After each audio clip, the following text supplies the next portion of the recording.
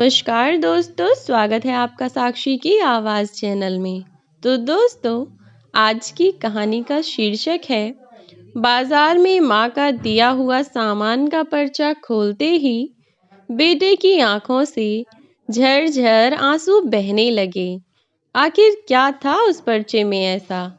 आइए जानते हैं इस कहानी में। मुझे अगले संडे को किटी पार्टी में जाना है सुदेश।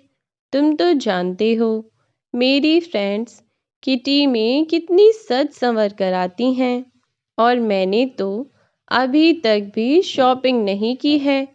रागिनी आईने के सामने खड़ी होकर साड़ी के पल्लू को अपने कंधे पर सलीके से जमाती हुई बोली, सुदेश, इस बार मैं किटी शॉपिंग के लिए बहुत लेट हो गई हूँ, और किटी के बाद मुझे कच्ची बस्ती के बच्चों के पास भी जाना है।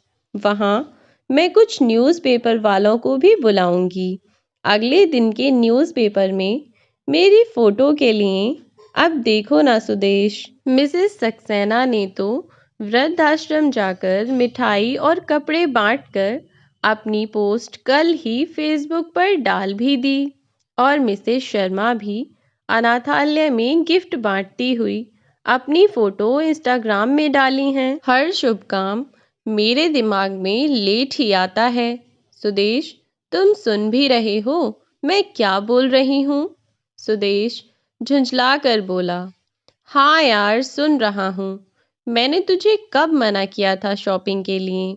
ड्राइवर को लेके चली जाती और तुम भी किसी आश्रम में दे आती जो तुम्हें देना है, और अपनी नेकी करती तस्वीरें डाल देती फेसबुक और न्यूज़पेपर में। मुझे क्यों सुना रही हो? शर्ट का बटन लगाते हुए सुदेश बोला, अब और कितनी देर लगाओगी तैयार होने में? मुझे आज ही अपने स्टाफ को बोनस बांटने भी जाना है। जल्दी करो, मेरे पास टाइम नहीं है, कहकर रूम से बाहर निकल गया सुदेश। तभी बाहर लॉन में बैठी माँ पर नज़र पड़ी। कुछ सोचते हुए वापस रूम में आया। रागिनी, हम शॉपिंग के लिए जा रहे हैं। क्या तुमने माँ से पूछा कि उसको भी कुछ चाहिए क्या? रागिनी बोली, नहीं, वैसे भी अब उनको इस उम्र में क्या चाहिए यार। 2 वक्त की रोटी और 2 जोड़ी कपड़े, इसमें पूछने वाली क्या बात है? वो बात नहीं है रागिनी, माँ पहली बार गर्मियों की छुट्टियों में हमारे घर रुकी हुई हैं, वरना तो हर बार गांव में ही रहती हैं, तो औपचारिकता के लिए ही सही पर पूछ लेती। अरे, इतना ही माँ पर प्यार उमड़ रहा है तो खुद क्यों नहीं पूछ लेते? झल्लाकर चीखी थी रागिनी, और कंधे पर हैंडबैग लटकाते हुए तेजी से बाहर निकल गई।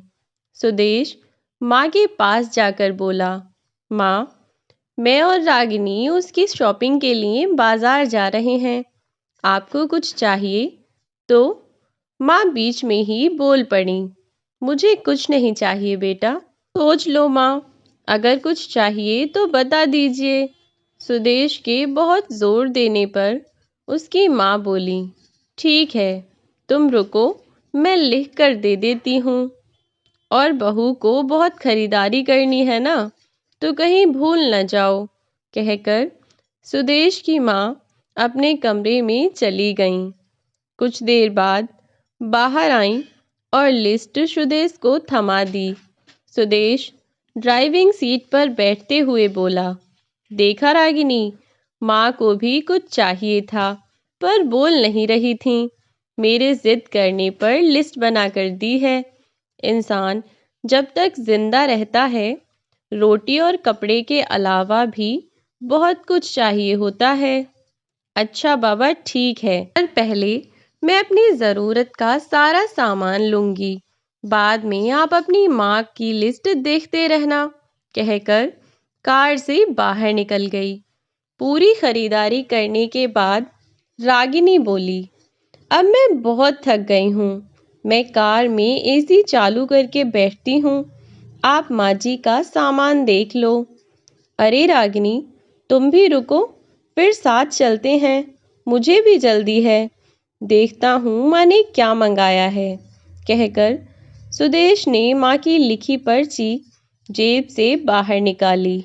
बाप रे, इतनी लंबी लिस्ट! पता नहीं क्या क्या मंगाया होगा।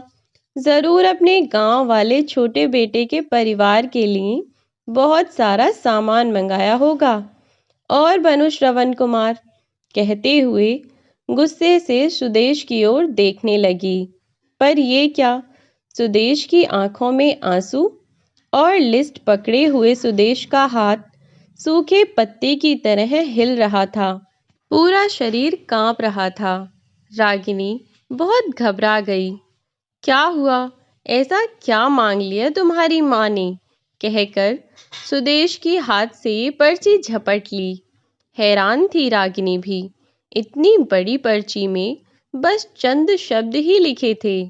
पर्ची में लिखा था, बेटा सुदेश, मुझे तुमसे किसी भी अवसर पर कुछ नहीं चाहिए, फिर भी तुम जिद कर रहे हो तो, और तुम्हारे शहर की किसी दुकान में अगर मिल जाए तो फुर्सत के कुछ पल मेरे लिए लेते आना।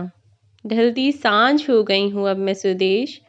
मुझे गहराते अंधियारे से डर लगने लगा है। बहुत डर लगता है पल पल मेरी तरफ बढ़ रही मौत को देखकर। जानती हूँ कि मौत को टाला नहीं जा सकता, शाश्वत सत्य है, पर अकेलेपन से बहुत घबराहट होती है सुदेश। इसीलिए बेटा, जब तक तुम्हारे घर पर हूँ, कुछ पल बैठा कर मेरे पास, कुछ देर के लिए ही सही, बांट लिया कर मेरे बुढ़ापे का अकेलापन अपने साथ। बिन दीप जलाए ही रोशन हो जाएगी मेरी जीवन की सांझ बेटा। कितने साल हो गए बेटा तुझे स्पर्श ही नहीं किया। एक बार फिर से आ, मेरी गोद में सर रख और मैं ममता भीजी हथेली से सहलाऊं तेरे सर को। एक बार फिर से इतराए मेरा हृदय मेरे अपनों को करीब, बहुत करीब पाकर बेटा, और फिर मुस्कुराकर मिलूं मौत के गले। क्या पता बेटा, अगली गर्मी की छुट्टियों तक मैं रहूं या ना रहूं। उस कागज को देखकर सुदेश की आंखों से आंसू बहने लगे। चिट्ठी पढ़कर रागिनी भी खुद को रोक न सकी और एक ही मिनट में उसे अपनी सास पर किए गए अत्याचार याद आने लगे।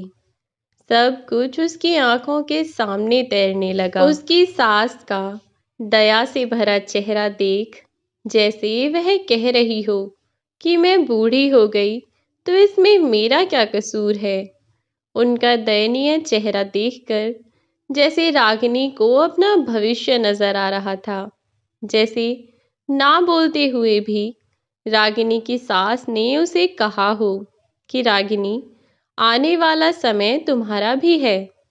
कल को जब तुम्हारा बेटा बड़ा होगा और आने वाली बहू जब तुम्हारे साथ ऐसे करेगी तब तुम्हें कैसा लगेगा। अब तो रागिनी बस आंसू बहाए जा रही थी।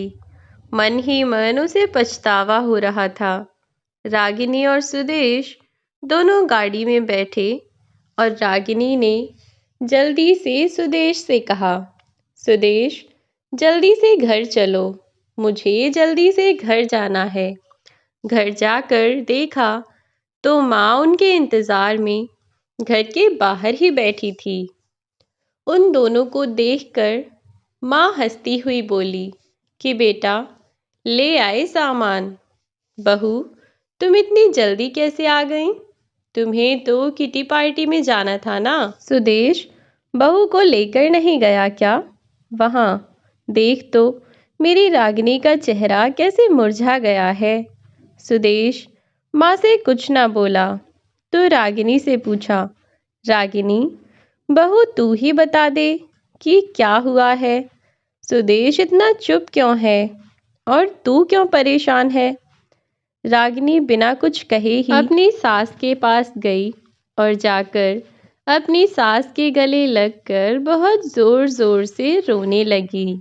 बहुत चुप कराने के बाद भी जब रागिनी चुप ना हुई तो रोती हुई अपनी सास से बोली, माँ जी, मुझे माफ़ कर दीजिए। मुझसे बहुत बड़ी गलती हो गई।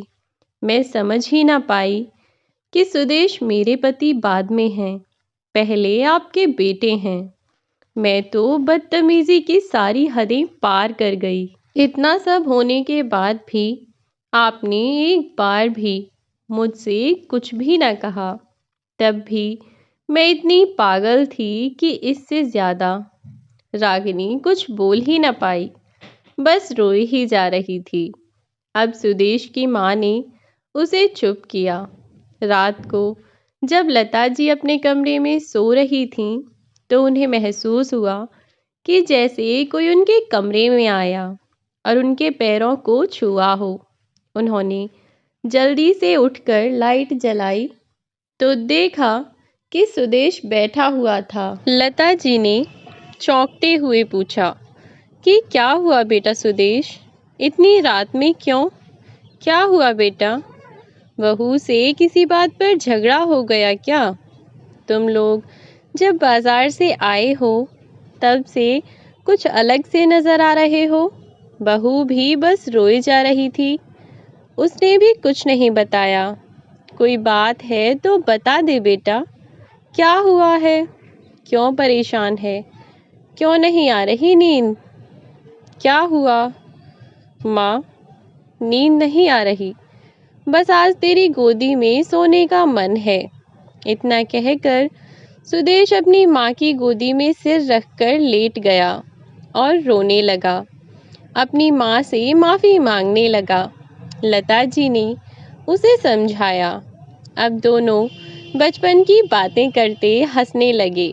वहीं कमरे के बाहर खड़ी रागिनी इस ममता भरे नज़ारे को देखकर मन ही मन में मुस्कुरा रही थी।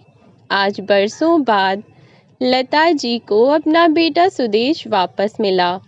दोनों माँ बेटों ने पूरी रात बात की। आज सुदेश लता जी के पास ही सोया और अगली सुबह से रागिनी का भी बदला रूप लता जी को देखने को मिला। सुबह रागिनी जल्दी उठी। घर की साफ सफाई करने के बाद उसने पूजा पाठ की।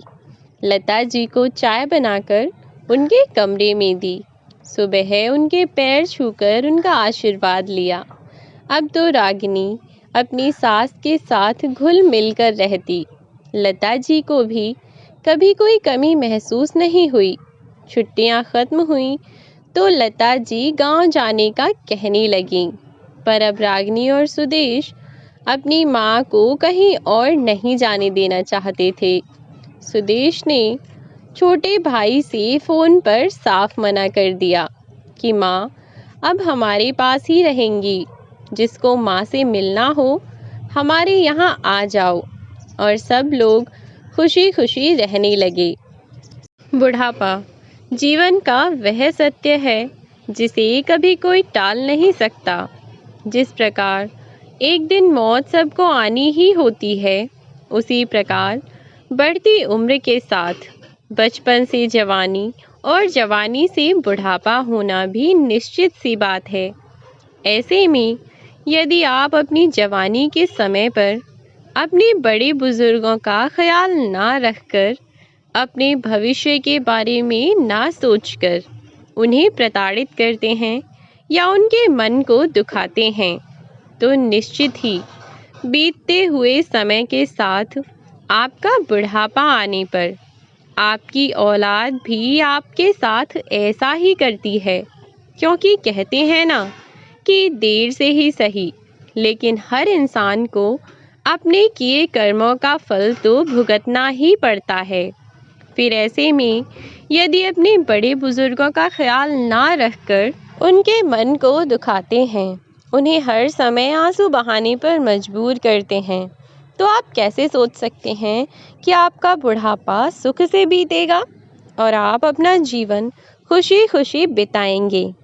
उस समय पर, जिस समय पर आपको आपकी औलाद की सबसे ज़्यादा ज़रूरत होगी। जब आज आप अपने माता पिता का साथ देने के लिए तैयार नहीं हैं, तो कल को आप अपनी औलाद से भी यह उम्मीद नहीं रख सकते कि वह आपका साथ दे। तो दोस्तों, यह थी हमारी आज की कहानी।